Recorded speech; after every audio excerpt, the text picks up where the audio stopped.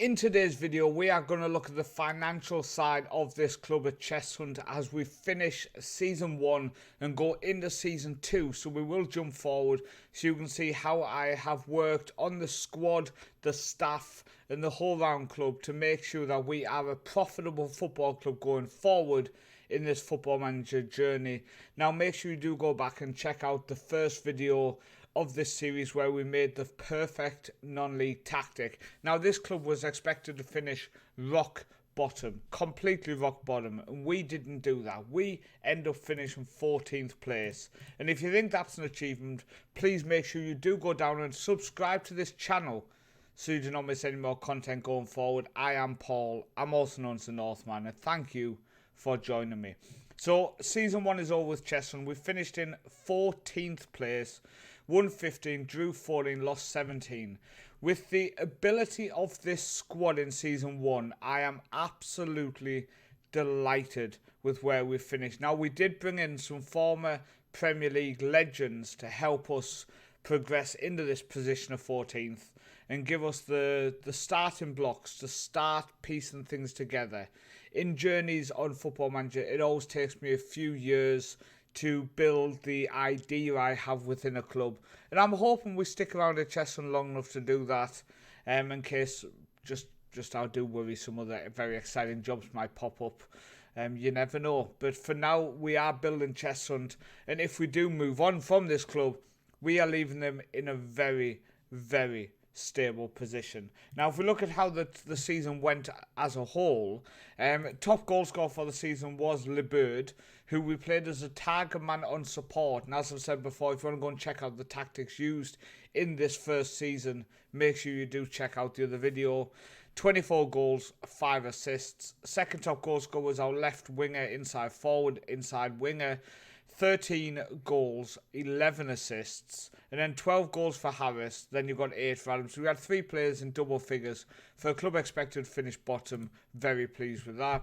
And we had 3 players also getting in double figures for the assists. Zach Newton, Dejoun Golden, and then Ryan Taylor, the former Premier League player, former Newcastle player, with 10 assists for us from centre mid. He is retiring at the end of the season, so thank you, Ryan, for your support. Very, very, very much welcome. Very much welcome. So, if we go into the competition, as you can see, we were expected to fight bravely against relegation. We came 14th. We were expected to be competitive in the FA Cup. We went through to the 4th qualifying round.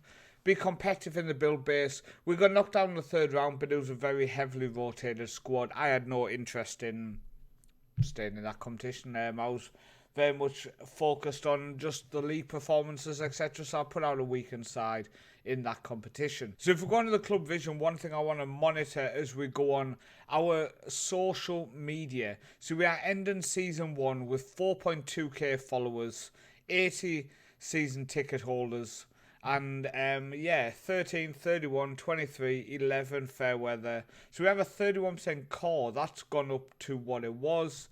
And they expected us to get the better of Enfield Town, which we didn't play, and become established in National League South, which we did. So they are very, very pleased with us. So moving on to the financial side of things, we have 15,000 profit this season, 75,866 in the bank. We got our wage budget current spending down to 3,366 by the end of this season. It was obviously higher when we took over at the start of the season. We've worked really, really hard on that. In terms of players who are actually picking up a wage, there is still quite a few, but not too many. The issue we have is quite a lot of them are not even going to be in our squad next season. So we've got to make sure that only our starting players going into season 2 are actually picking up a wage at this club. A little side note, our under-18s in the North East League, which I did report the bug for, are currently, finished in 9th place, which is insane, ahead of South Shields, Farsley, Kings Lynn, Bishop Stortford, Alfreton, Kettering, Scarborough, St Neots and Rugby. So really, really pleased with that. I think it's a very solid performance for what was a very, very weak under-18 squad. The big standout was this Reece Green, who I have now contracted for a couple of years. He ended up scoring, if this bug disappears, he ended up scoring 24 goals in the under-18 league in 37 games. So I'm pleased with that. I'm pleased with that. He did a solid job. And for a player at this level, he looks like he has something going into season 2. So let's actually, I was going to say let's jump over season 2, but no, I'm getting too excited. Let's go into our staff. So we're going to staff, overview, all. And you can see this is our staff here. We are currently spending, I have it wrote down, £2,425 a week on our staff. That's a lot of money at this level. 2,425 on our staff. And currently, I've also marked down, now we are currently spending 1,370 on players who are currently not in our starting squad. So you can see some players down here who are contracted players getting a weekly wage who don't play weekly in our squad. So we are going to jump forward to the start of season 2 now. You can see the changes I've made. Hopefully we're only paying players who are actually playing. Hopefully we've fixed our staff out and I can explain what we did. And yeah, let's jump forward. Okay, so here we are at the start of season 2. Other teams have already played 2 games. We've not even had a game yet. So if we go on to the financial side of things, we now have 143,000 in the bank.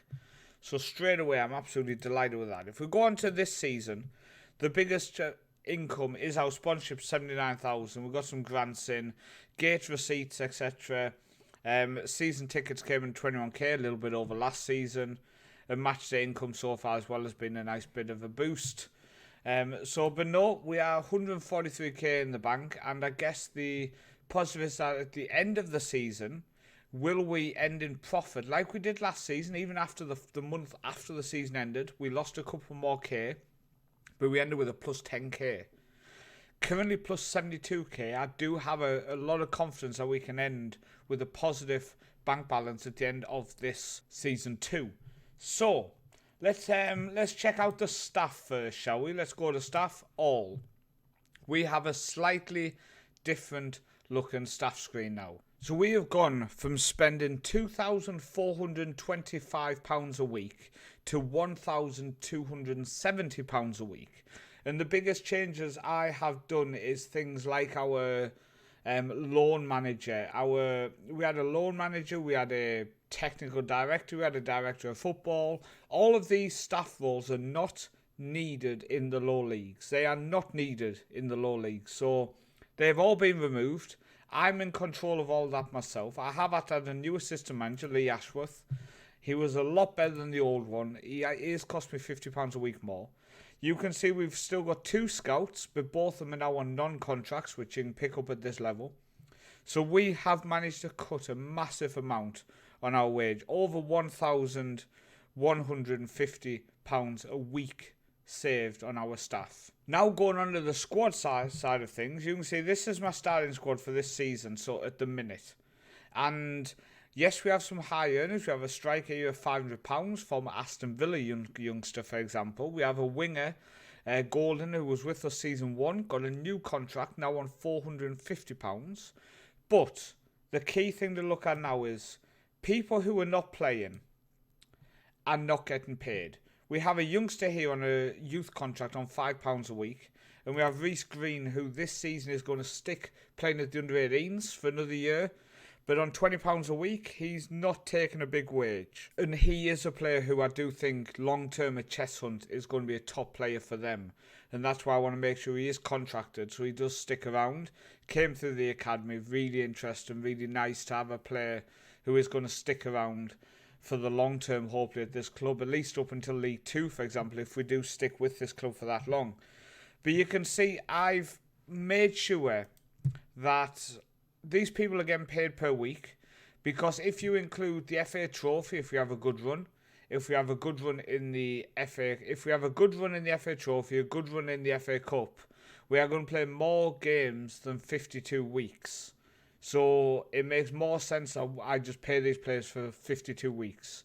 They're all on 1-year contracts, so it's like, okay, if they don't perform, they're gone after a year. But I think we've done some good business. we've done some really good bits. Like I say, we've brought in this youngster here who used to play for Aston Villa. So he's going to come in. He was actually capped by Aston Villa as well. So we can see how he does. We have changed our backline a little bit, giving contracts to Richardson, bringing in Callum Davis for a bit more experience at 30 years old.